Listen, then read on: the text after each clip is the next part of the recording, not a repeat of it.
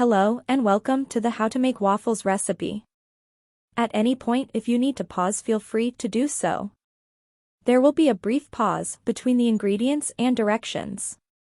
The ingredients you will need are 2 cups flour, 4 teaspoons baking powder, 3/4 teaspoon salt, 1 3/4 cups milk, 2 eggs, 1 tablespoon melted butter.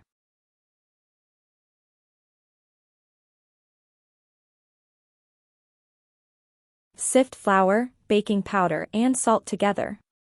Add milk and shortening to egg yolks, add to dry ingredients. Mix in beaten egg whites.